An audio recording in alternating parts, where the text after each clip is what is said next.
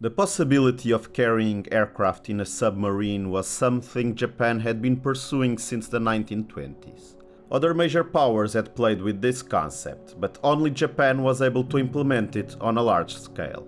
At the start of World War II, two major types of aircraft were being employed in Japan's submarines: the E-9W Slim and the E-14Y Glen, but these were reconnaissance aircraft, only able to carry a small payload. However, their success led to the expansion of the concept and plans for creating a submarine aircraft carrier, the I-400 class. Called Zentoku, short for Special Submarine in Japanese, these had the main goal of carrying aircraft to strike cities on the US coast. Apparently, this concept came from the mind of Admiral Yamamoto himself, the commander-in-chief of the Combined Fleet, and inspiration might have been drawn from the event on February 23, 1942, when the I-17 submarine shelled the Santa Barbara coast in California with her 14cm deck gun, leading to the so-called Battle of Los Angeles, when 1 day later the air defenses of the Californian city fired thousands of shells at apparently nothing in a display of hysteria. And so, in March, the preliminary design for this Zentoku submarine was complete, being accepted by the Naval General Staff on May 17. In June, it was defined that 18 of them would be built, along with 36 attack aircraft. The aircraft was also a unique creation. Under the 17 Special Attack Bomber specification issued on May 15, the Aichi company was requested to start working on what would become the M6A. Initially, Aichi aimed at adapting its excellent dive bomber D4Y Judy to be carried on the submarine, but this proved impossible, and a new aircraft had to be designed from scratch. The main problem was fitting the aircraft in the submarine's watertight hangar, as it had a diameter of just 3.5 meters, and so it needed an ingenious folding mechanism to be stored inside. The aircraft's wings pivoted around the main spar until the leading edge was facing downward, and then the wings were pushed in a way that made them lay along the fuselage, not unlike the F-6F Hellcat. The vertical stabilizer also folded to the right at 118 degrees, and the horizontal stabilizer's tips folded downwards. Choosing an engine also proved complicated. Initially, the Kinzie and Homeri engines were considered, but these were air-cooled radials with a large frontal area, and so a different kind of engine was necessary, a liquid-cooled one. Japan wasn't known for favoring those, but Aichi had developed a licensed version of the German DB601A engine, the engine that powered the Messerschmitt Bf 109 Emil variant. The Japanese version was called Atsuta, and when fitted on the M6A, it gave a clearance of just over 15 centimeters between propeller tip and hangar wall. The submarine was able to carry 3 M6As, which were to be launched by catapult. After the mission was complete, the crew was supposed to ditch them alongside the submarine and swim back. But later, floats were added to the design so that the aircraft could be reused. As such, the M6A had the possibility of launching with or without floats. In addition, a way of jettisoning them in flight was considered, but it's unclear if it was present on full production aircraft. With those basic considerations solved, the concept's viability was proven in September when a submarine-borne E-14Y1 Glen, equipped with incendiary bombs, dropped them in the wooded areas of Oregon to start wildfires. Although no fires were started, this proved the vulnerability of the US western coast, since not only was the mission completed, but the submarine and aircraft were able to return home.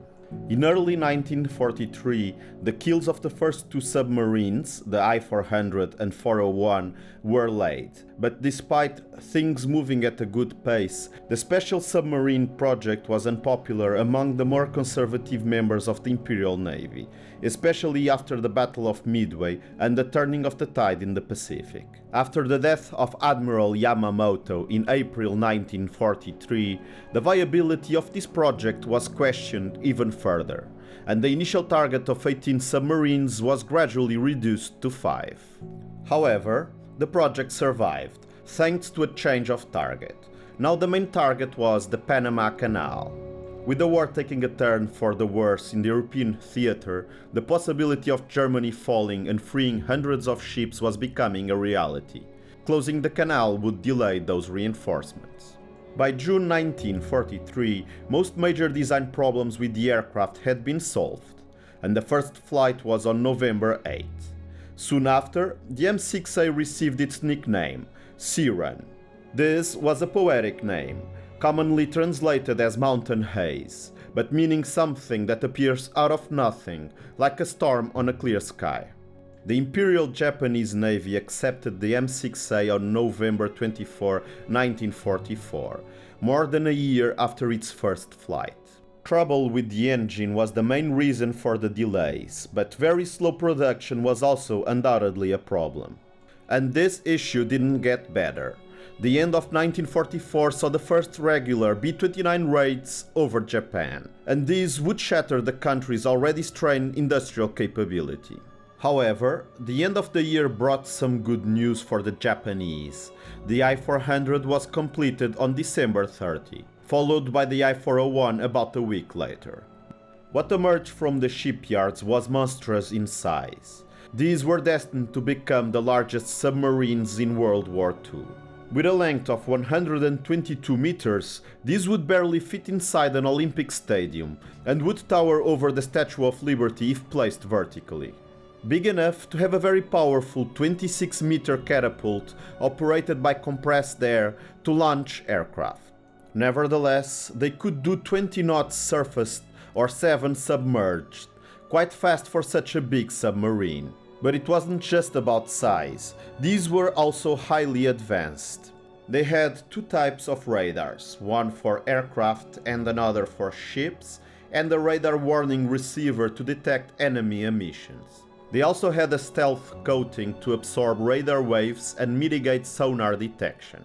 One of the various technological innovations brought about by the friendly relationship with Germany. And, of course, these were designed to strike the American coast, so range certainly wasn't lacking. 33,000 nautical miles at 16 knots was their absolute maximum range. So these could do a full circumference of the globe and a half before needing to refuel.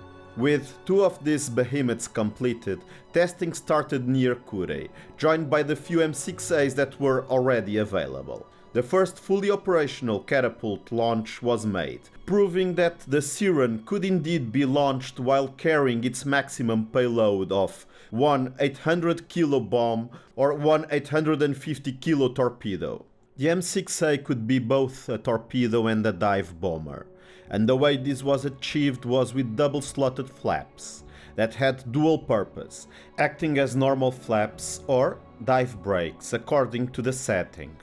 During this period, the crews also perfected the assembly of M6As. With practice, they could be assembled in about 6 minutes.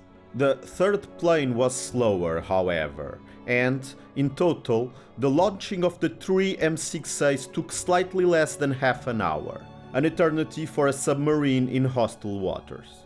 Training continued during March and April, and by this point, the I-400s had been joined by the smaller I-13 and 14, 2 modified Type A2 submarine aircraft carriers that could take 2 aircraft each.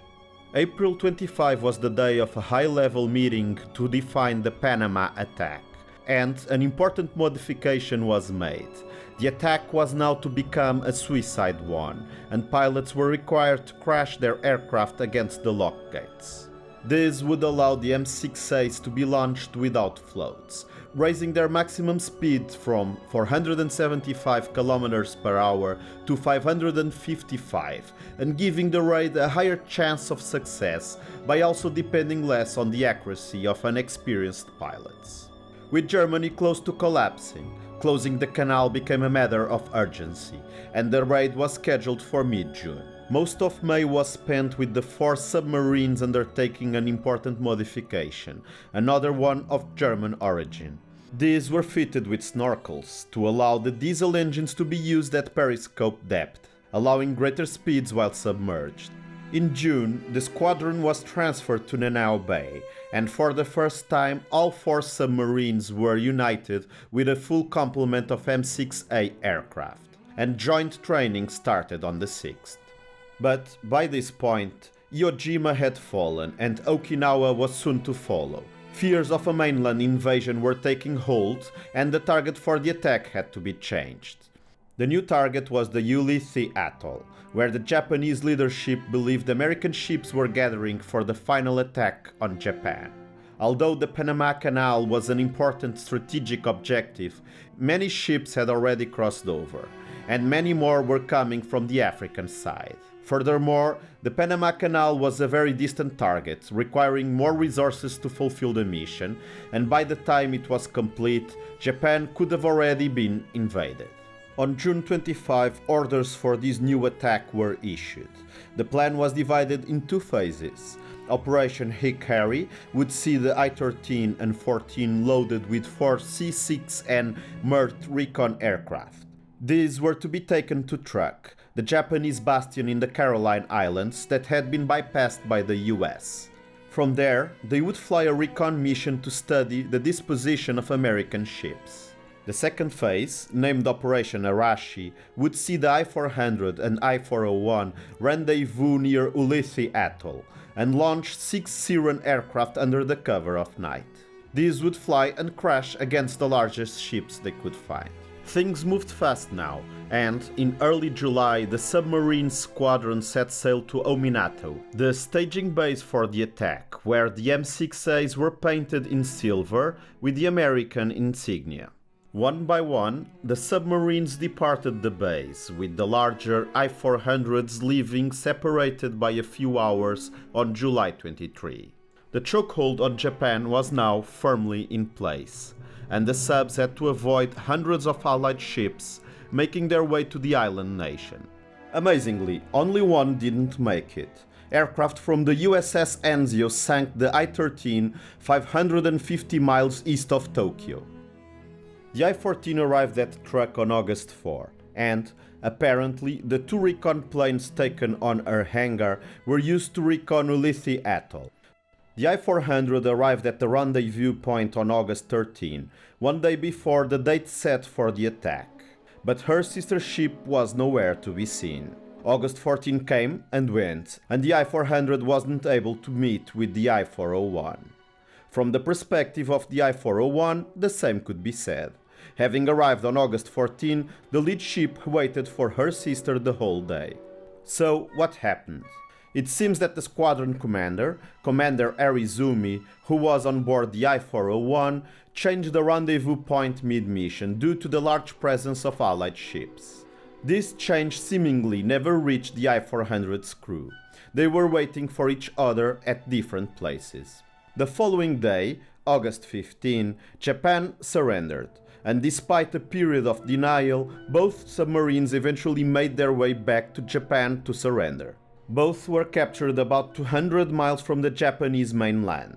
That these were able to make their trip to Ulithi and back without being caught says much about the stealth capabilities of the I-400 class. When I started making this video, I felt that the I-400 M6A combination was more of a curiosity than anything else.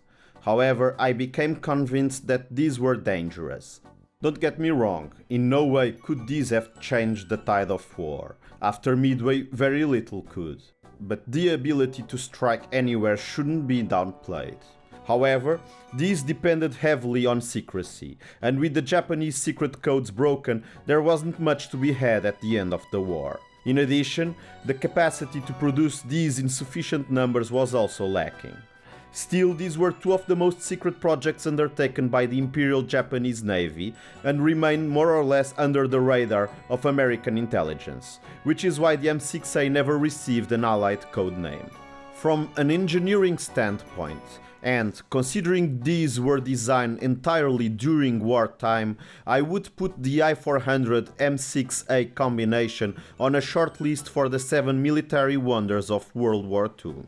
Unlike many other astonishing projects, these actually worked and were operational by the end of the war. If we pay attention to the concept, we can see that the I-400 was in fact a precursor to the modern ballistic missile submarine.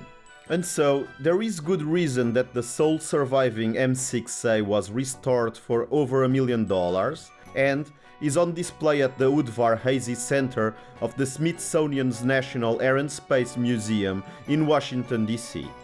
What's your opinion? Do you see these as an innovative and dangerous weapon, or as overly complex and a waste of resources?